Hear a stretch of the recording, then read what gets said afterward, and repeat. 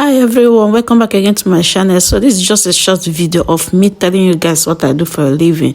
If you're an OG here, you know that I have a small restaurant that I manage, but my new subscribers doesn't know about this. So this is me preparing food for my restaurant. I want to make onubu soup, which is bitter leaf soup. Yeah, this is my cow head. I've washed it properly with hot water, remove all the bones, and this is the beef, the cow beef that I'll be needing to. So yeah, this is me showing you guys what I'll be using to cook this bitter leaf soup, also known as onubu soup in Igbo language. Yes, so this is my ingredients. My cocoyam is boiling, it's almost ready, but it's still a little bit hard. Yes, so when the cocoyam is done, I will peel off the back and blend it. But before then, this is my crayfish. Yes, what is onubu soup without crayfish? My ogiri, red oil, pepper, and my salt. Yes, for taste.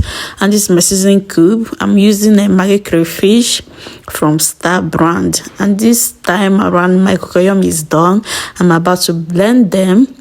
Yes, I'm using my blender to blend it. You can use your mortar to pound if you don't want to blend.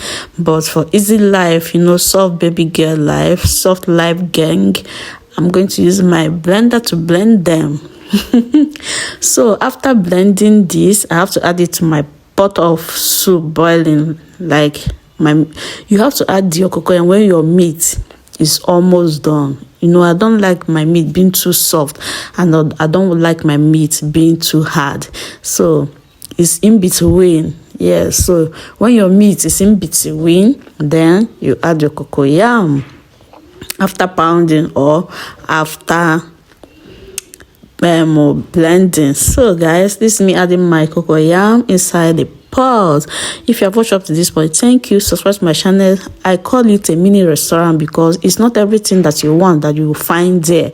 Yes, so I've added my cocoyam inside my pot of soup, and I'm about to add my remaining ingredient. Then I go in with my red oil.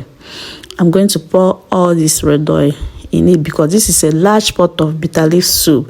It's so big, something that can serve 40 to 50 people. It's a large pot of bitter leaf soup. Then I added my ogiri. What is bitter leaf without ogiri? Please don't do that. Add your ogiri. Add enough amounts so that when someone is eating the onubu soup, you can be perceiving the ogiri. I love this. I love ogiri in my onubu soup. And voila, my soup is done. After adding everything, my crayfish, my pepper, my seasoning cube, I adjusted everything, and it is so delicious. I wish you can eat this food and tell me what you think about it. It is so delicious. Thank you, and I'll see you in my next one.